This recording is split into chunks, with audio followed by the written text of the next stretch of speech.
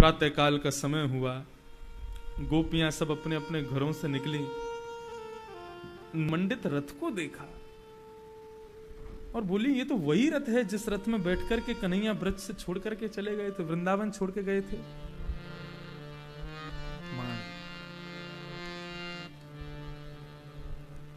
ये तो वही रथ है जिसमें बैठ करके कन्हैया ब्रज से चले गए थे।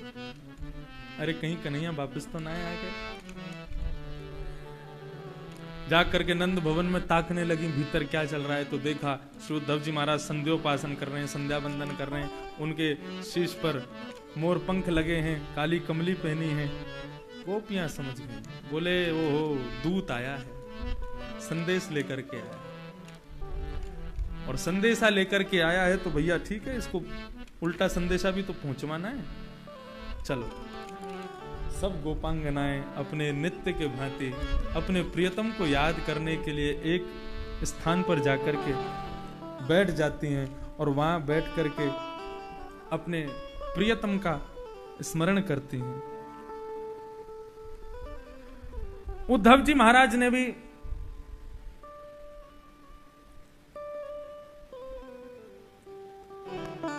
दुखण लागे दरस बिन दुखण लागे। गोपियों की स्थिति ऐसी ही है, और ये भाव गोपियों का सबसे बड़ा भाव, सबसे सुंदर भाव वही है, त्रुटिर युगायते त्वाम पश्यताम। उस भाव से गोपियां सब खोल के रख देती हैं, कन्हैया कितनी व्याकुल है हम तुम्हारे लिए। तुम जब सामने होते हो ना प्रियतम, और उस समय यदि आंखें झपक जाती हैं तो 3 युग जैसे बीत गए हों ऐसा लगता है। जड़ उदीक्षताम, हम ब्रह्मा से कहती हैं अरे जड़ ब्रह्मा तूने ये पलकें क्यों बनाई, तुझे पता नहीं था कि श्याम सुंदर का दर्शन करेंगे हमारे नेत्र। अब विचार करो, जिनको इतने छोटे से कम समय को भी 3 युग के समान की व्यतीति होती हो, वो कृष्ण विरह में कैसे जी रही हैं।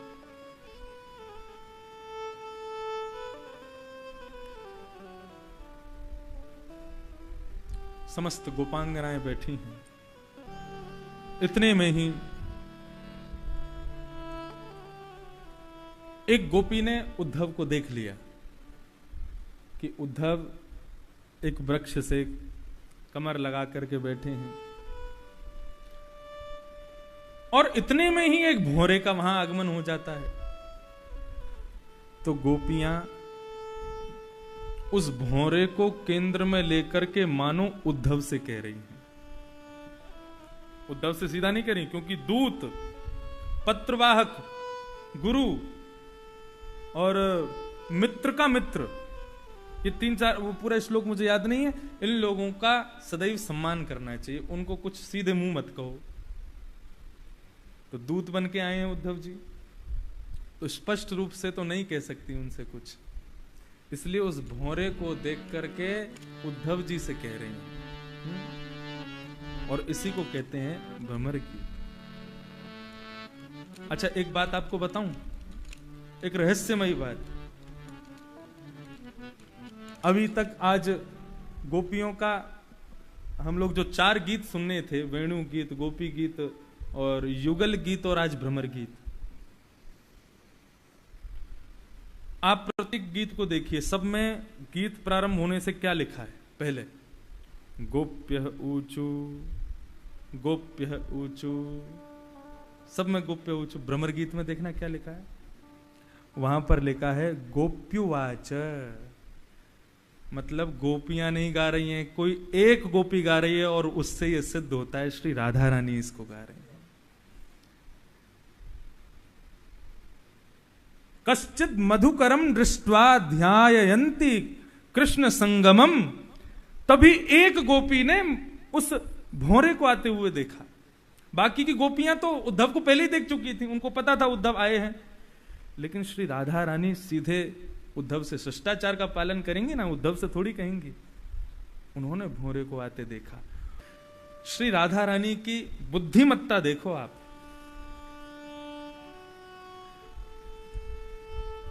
ऐसी स्थिति बताते हैं कि जितनी काली वस्तु उनके सामने दिखती वो सब में कृष्ण को देखते थे।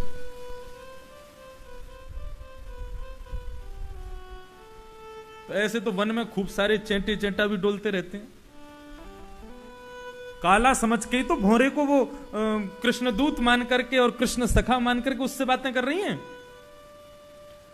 खूब चेंटा डोलते रहे वन में, खूब काले काले खूब सारे पशु पक्षी कौवा कोयल भी दिखाई देती हैं, उनसे क्यों बात नहीं कर रही हैं?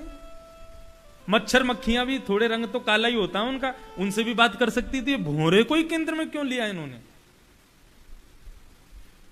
भ्रमर गीत को भोरे को केंद्र में लेकर के क्यों गाया? बहुत सुंदर भाव। ये भाव तो किशोरी जी का ही हो सकता है। बोले कि जितने भी ये छोटे छोटे कीट पतंगा होते हैं, कीट पतंगा की तो बात छोड़ो, जितने जीव जंतु हैं उन सब में सबसे बड़ा प्रेमी यदि कोई होता और प्रेम को निभाने वाला यदि कोई है तो वो भौरा। इससे बड़ा प्रेमी कोई नहीं है, इससे बड़ा प्रेम निभाने वाला कोई नहीं है। किससे प्रेम करता है भौरा? किससे प्रेम करता है? पुष्पों से प्रेम करता है। और पुष्पों में भी सबसे ज्यादा प्रेम किससे करता है? कमल से। कमल जब खिला होता है तो भौरा उसमें जाकर के विराजमान हो जाता है और बैठ करके उसकी सुगंधी को लेने लगता है। जैसे ही सूर्यास्त होता है, सूर्यास्त होते ही कमल अपने एक एक पंखुड़ी को बंद करने लगता है। रात्रि होते ही कमल अपने चारों ओर से अपने आप को बंद कर देता, उसमें भौरा भीतर बंद हो जाता है। भौरा जानता है अगर मैं सुबह तक बाहर नहीं निकला ना तो मेरे प्राण निकल जाएंगे। तो बोले भौरा निकलता क्यों नहीं है? क्योंकि भौरे का एक गुण होता है कि भौरा जो है वो लकड़ी में भी छेद कर सकता है।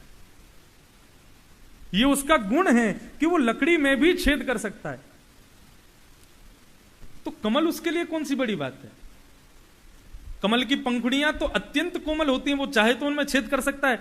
लेकिन यही तो भौरे की खासियत है, वो कमल से इतना प्रेम करता है कि चाह करके भी उसमें छेद नहीं करता, रात्रि में उसी में मर जाता है। चाहती तो और किसी जीव को भी केंद्र में लेकर के, उनको केंद्री तो चाहिए था, बात ही तो पहुंचानी है। भौरा ही क्यों? बोले इसलिए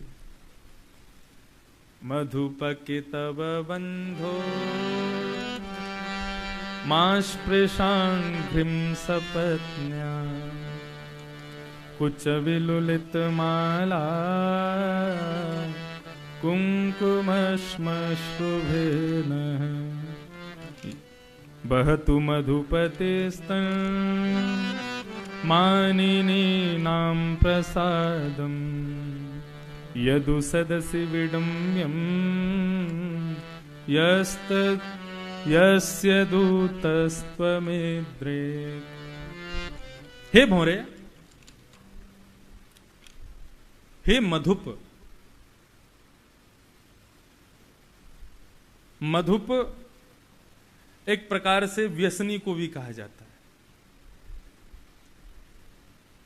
भौरा तू हमारे पास मत आना। क्यों? बोले क्योंकि तू कपटी का मित्र है। कि तब कह रही है भगवान को, ये सामर्थ्य केवल श्री राधा रानी में ही है, गोपियों में भी नहीं है। कितब कह करके बुला रही है, तू कपटी का मित्र है, हमारे पास मत आना। हमारे चरणों में तू ये जो सिर झुका करके प्रणाम करने तू हमको मनाने की कोशिश कर रहा है ना। राधा रानी के मन का भाव ये है कि अब भी मान लीला ही चल रही है और मैं मान करके बैठी हूं, कन्हैया स्वयं तो आए नहीं है, तो अपने जैसो कारो कारो भौरा भेज दियो कि जाके राधा रानी को मनाया। हे भौरे, तू हमारे चरणों में बैठ करके प्रणाम करने की कोशिश मत कर। तेरी मूछों में लगा कुमकुम यदि मेरे चरणों से छुप जाएगा तो मैं अपवित्र हो जाऊंगी। क्यों अपवित्र हो जाऊंगी? क्योंकि तू कपटी का मित्र है। एक तो तू काला मधुप है, व्यसनी है, और ऊपर से कृष्ण का मित्र है, तू कपटी का मित्र है। सीधी बात तो ये। और दूसरी बात क्या कह रही है? बोले जरूर तुझको मथुरा की गोपियों ने भेजा है। क्यों? बोले श्री किशोरी जी के चरणों की पराग की सुगंधी परिचरति कथम पाद पद्मं तु पद्मा यपिवत हत चेता उत्तम श्लोक जल पे। तुम दोनों एक जैसे हो, तेरा रंग भी काला है और तेरे कपटी कृष्ण का रंग भी काला है, तेरे कपटी मित्र कृष्ण का रंग भी काला है, तुम दोनों का रंग एक जैसा है और तुम दोनों का स्वभाव भी एक जैसा है। भंवरा बोला हमारा स्वभाव एक जैसा क्यों है? बोले तू एक पुष्प पर बैठता है, उसकी सुगंधी को लेता है, उसकी सुगंधी लेकर के फिर उसको छोड़ देता है, उसके साथ संयोग करता है, फिर उसको वियोग दे देता है, फिर दूसरे पुष्प के पास चला जाता है। ऐसे ही तो तेरे कपटी कृष्ण ने किया। जब तक ब्रज में रहा तब तक हम ब्रज गोपियों को कभी वेणु बजा करके, कभी सुंदर अलकावलियां फैला करके, कभी मोर मुकुट धारण करके, कभी गैयाओं को चरा करके, कभी मयूरों के मध्य नृत्य करके हमको मोहित करता रहा, कभी गिरिराज उठा करके इन सब राक्षसों से और इन सब दुनिया भर के जो आपदा विपत्तियां इन सब से बचा करके हमारे हृदय में अपना स्नेह स्थापित करता गया। और जब हमारे भीतर स्नेह आ गया तो हमको छोड़ के वहां मथुरा की गोपियों के मध्य चला गया। तू और कृष्ण हो तो एक जैसे ही, तुम दोनों में भेद क्या है? हमें याद है एक बार उसने अपना अधरामृत हम सबको दिया है। भंवरा कहने लगा तो आपको तो इस बात की कृपा माननी चाहिए कि ठाकुर जी ने आपको वो अमृत प्रदान किया जो देवताओं को दुर्लभ है। देवता गए थे भगवान के पास, क्या कह के?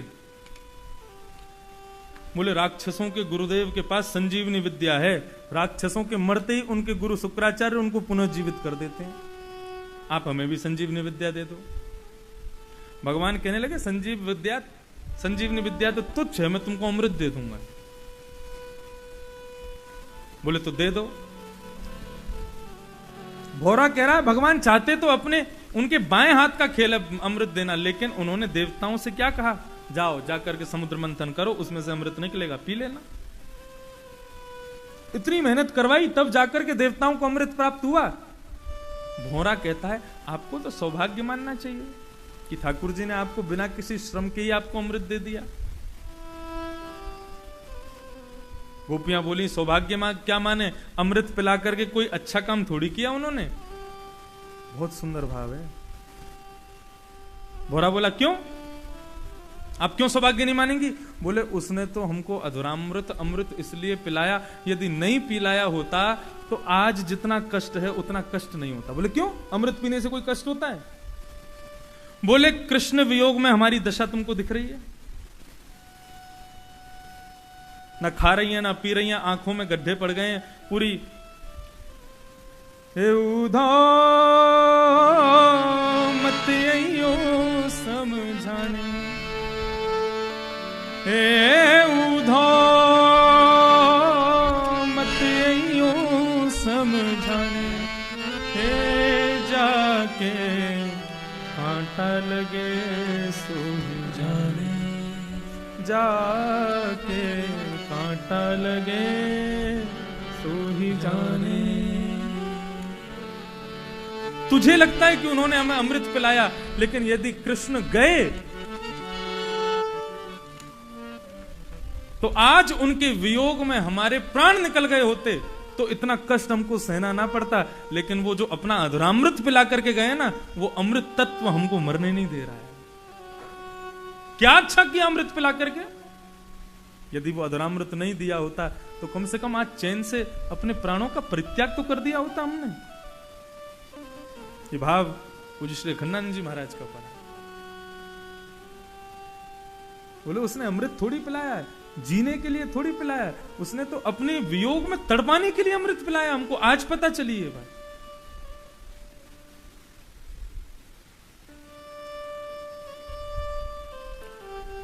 अरे भौरे, तू बार बार आकर के उसका गुणगान मत कर।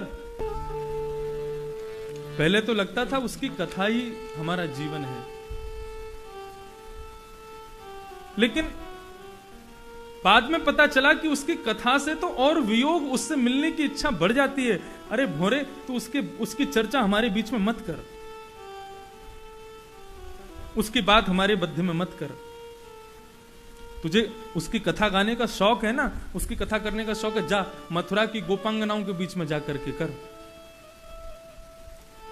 अरे हमारे सामने उसकी कथा गाएगा तो तेरी अच्छे से फिर पिटाई हो जाएगी, हम नहीं सुनना चाहती उसके बारे में। मथुरा की गोपियों के पास जाकर के कर, वो उसकी प्रशंसा सुन करके हम तो उसको जानती हैं,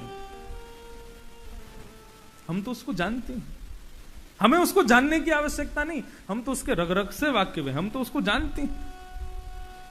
हमें मत बता उसके बारे में, तुझे बताना है तो जाके मथुरा की गोपियों को बता।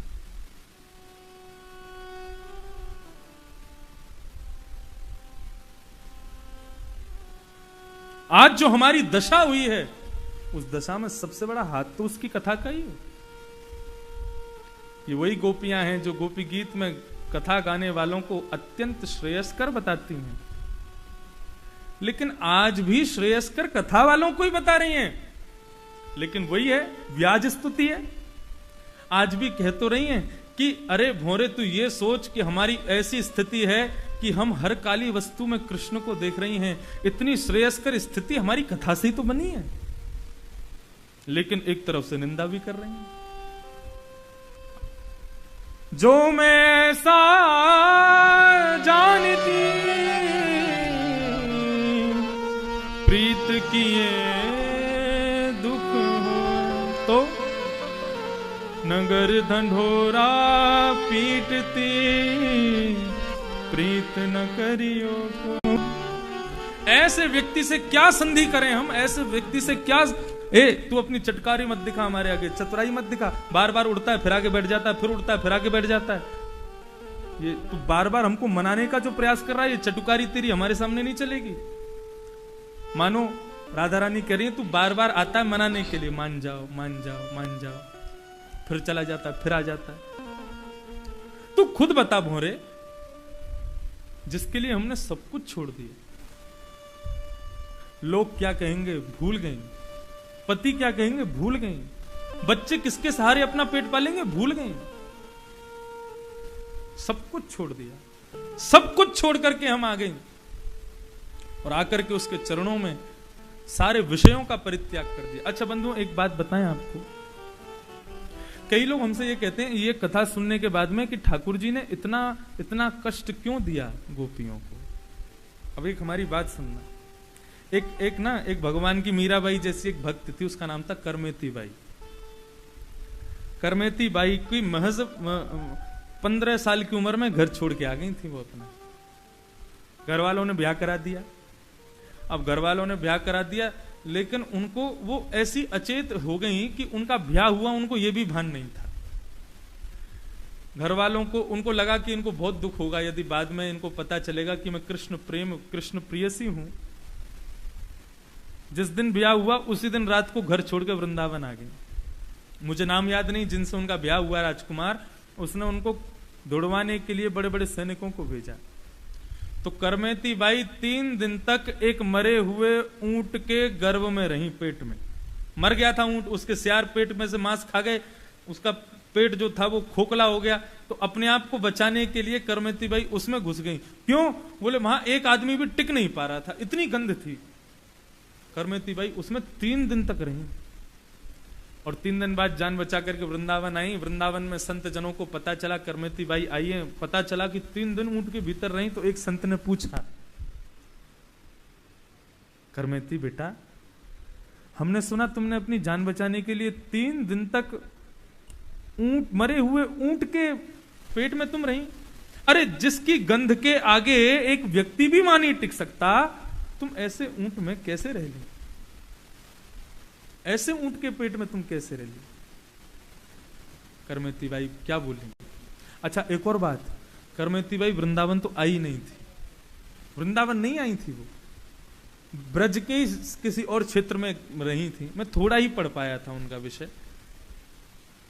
तो पहला उनसे पूछा तुम वृंदावन क्यों नहीं गई? तो बोली कि मैं अपने विषयों में, मेरा शरीर ऐसे ऐसे स्थानों पर रहा, ऐसे परिवार में जन्मी जहां पर विषय आसक्त लोग रहते हैं, यदि मैं ऐसे शरीर को वृंदावन ले जाती तो मेरा, यदि और श्यामा श्याम की लीला के बीच में मेरा वहां जाना हो जाता और यदि उनकी दृष्टि मुझ पर पड़ जाती तो श्यामा श्याम के विशुद्ध प्रेम में ये अपवित्र करमेती बाई का दर्शन एक बहुत बड़ी बाधा बन जाता। तो उनसे किसी ने पूछा तुम ऊंट में कैसे रह ली? तुमको गंध नहीं आई, तुमको बदबू नहीं आई? 3 दिन तक तुम उसमें रही। तो करमेती बाई क्या कहती हैं, बोले कि महात्मा इस संसार की विषय वासना की गंध इतनी ज्यादा थी, इतनी तीव्र थी, इतनी भयानक थी कि उस विषय वासना की गंध के आगे मुझे उस सड़े हुए ऊंट की गंध फीकी लग रही थी।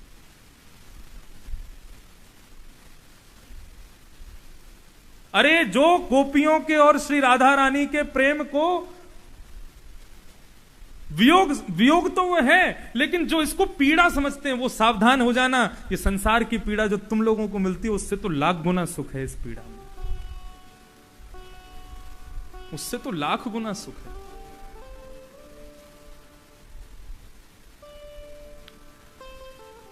श्री राधा रानी कह रही हैं, अरे भोरे तू ही बता ना हम कैसे उससे संधि कर लें। उसके लिए क्या नहीं छोड़ा इन गोपियों ने, सब कुछ छोड़ के आ गई और वो हमको ही छोड़ के चला गया। अरे तेरा ये मित्र एक जन्म का नहीं, जन्म जन्मांतरों का कपटी है। ले, एक बार कपटी बोलने में आदमी कान पकड़े, वो कह रही है जन्म जन्म हमेशा का कपटी है वो। भोरा बोला ऐसे मत बोलो हमारे स्वामी को। बोले तू बता अगर हम गलत हों तो। बोले क्यों? कपिंद्र, कपिंद्र कौन है? बाली, बानर राज बाली। क्या बिगाड़ा था उसने?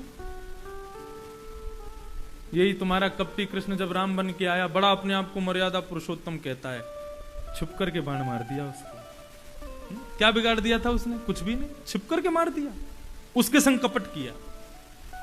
लोग इसका गलत भाव नहीं लेना, ये प्रेमी की भाषा है। अरे भगवान ने तो उद्धार ही किया उसका भी, लेकिन यहां पर प्रेम बोल रहा है, मानवता, गोपियों का भाव बोल रहा है ये। और स्त्रिय मकृत विरूपाम, बेचारी वो सुरपनखा, क्या बिगाड़ा था उसने? उसके नाक कान काट दिए। यूं ही तो कही थी उसने आगे कि मैं ब्याह कर लूं क्या तुमसे, मुझे तुम अच्छे लग गए हो, मुझसे ब्याह कर लो। उसके नाक कान काट दिए। अरे भैया कोई पूछवे आवे कि हम तुमसे ब्याह कर लें तो हाथ जोड़ के मना कर दो, नहीं करने। और ज्यादा कुछ के तो कुछ और कर दो, उठ के चले जाओ, वहां से निकल ही जाओ। तुमने उसके नाक कान काट दिए। और बलिमपि बलिमत्वा वेष्टयध्वान्,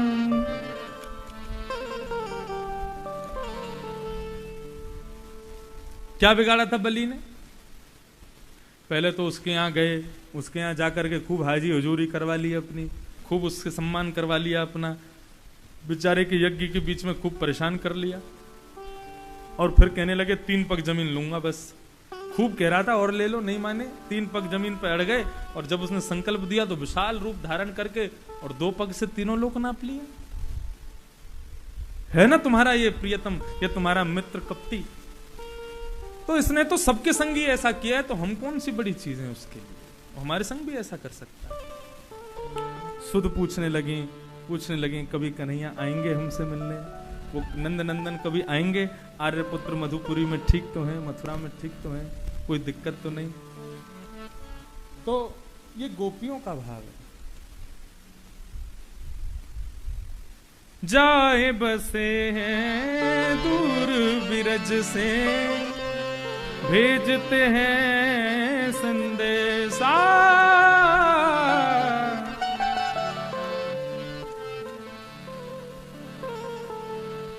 जाए बिरज जाए बसे हैं दूर बिरज से, भेजते हैं संदेशा।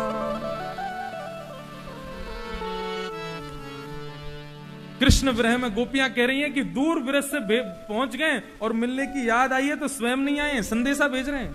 अरे उद्धव जाके कह देना, प्रियतम को पतियां लिखूं जब वो हो परदेश, तन में मन में जीवन में वाको कहा संदेश। हमें संदेशा कुछ नहीं सुनना है, वो तो हमारे जीवन में है, हमारे प्राण है, हमारे सब कुछ है। लेकिन उद्धव, ले जाओ ये वंशी उधो, उसको याद दिलाने जाके, कांटा लगे सो ही जाने। हो जाके माता लगे सो ही जाने। इस प्रकार गोपियां उद्धव जी महाराज के बीच में संवाद चल रहा है। ऊधो सूधो है चलो सुन गोपिन के बोल, ज्ञान बजाई डुमडुमी प्रेम बजायो ढोल। उद्धव जी महाराज ने पत्र निकाला, भगवान का पत्र सुनाने लगे। भगवान कह रहे हैं, पत्र के माध्यम से बहुत सारी बातें कही, लेकिन एक भाव भगवान कह रहे हैं, गोपियों मैं तुमसे कभी अलग नहीं हो सकता। जिस प्रकार शरीर से पृथ्वी जल तेज वायु आकाश अलग नहीं हो सकते, लेकिन दिखते भी नहीं है, उसी प्रकार मैं भी तुम में दिख नहीं रहा हूं तुम्हारे पास ही, और तुमसे कभी दूर नहीं हो सकता। लेकिन गोपियों के भाव के आगे भगवान का पत्र भी फीका पड़ गया। उद्धव जी महाराज से सब गोपियां कहने लगी, मेरी सुनो, अरे जरा मेरी भी तो सुन लो, मेरी क्या बात है, मेरी सुन लो, जरा मेरी सुन लो। इस प्रकार उद्धव जी को गए थे शाम तक रहने के लिए, लेकिन 6 महीना वृंदावन में ही हो गया। 6 महीना बाद उद्धव जी महाराज को होश आया। उद्धव जी महाराज ने समस्त गोपांगनाओं को प्रणाम नहीं किया, उनके चरणों को प्रणाम नहीं किया। गोपियों से कहा थोड़ी थोड़ी पीछे है जाओ ने, सब गोपी पीछे हो गई, तो उनकी चरण रज को उठा करके अपने माथे से लगाया और इस प्रकार से अपना पटका फैलाया और आकाश मार्ग में विधाता ब्रह्मा की ओर देखने लगे। ए हो विधिना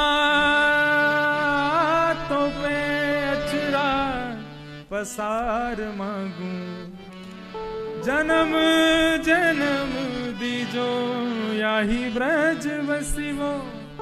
हे विधाता, आज मैं अपने पुण्य, यदि मेरे कुछ पुण्य बचे हैं और उनसे आप मुझे पुनः जन्म देना चाहते हैं, तो हे विधाता मेरी एक बात सुन लो, जन्म जन्म दीजो याही ब्रज बसिवो। मुकु हर जन्म या ब्रज में ही बसवे को आप वरदान दे दो। और क्या कह रहे हैं, बोले कि मैं इनके चरण छूने के योग्य नहीं, इनकी चरण धूली छूने के योग्य हूं। और चरण धूली मस्तिष्क पर लगाते ही ऐसे ही प्रेम की अनुभूति उद्धव जी को हुई, तो ब्रह्मा से कहने लगे ऐसी कोई योजना नहीं बन सकती कि ये चरण धूली में ही मैं संलिप्त रहूं हमेशा। ब्रह्मा जी बोले उसके लिए तो तुमको कोई छोटा मोटा गुल्म पत्ता आदि पौधा बनना पड़ेगा। बोले फिर नोट कर लो, अगले जन्म में हमको वृंदावन का छोटा सा पौधा बना देना, जब जब हवा चलेगी ये गोपियों की चरण रज में सदैव संलिप्त रहूंगा मैं, बस यही मेरी अंतिम इच्छा है। श्रीमद् भागवत के उत्तर महात्म्य में लिखा है, जब भगवान अपनी लीला पूरी करके चले गए तो समस्त भगवान की पटरानियां ब्रज में रहती हैं, उनको यमुना जी ने आदेश किया कि भैया गोवर्धन के कुसुम सरोवर पे जो लता गुल्म पत्र हैं वो सब उद्धव का स्वरूप हैं। जब गोपियों को विरह हुआ तब उद्धव ने आकर के उनको सांत्वना दी, उनको सुख प्रदान किया, आप सब भी वहीं जाओ। भगवान की पटरानियां कुसुम सरोवर पर गईं, जाकर के कीर्तन किया तो वहां पर पत्तों में से, वृक्षों में से कृष्ण कथा उदयमान हो गई। ऐसा कहते हैं आज भी ब्रज के जितने भी पत्ते वृक्ष हैं सब उद्धव के स्वरूप हैं और सब वृंदावन ब्रज में निवास करते हैं। बोलो भक्त वत्सल भगवान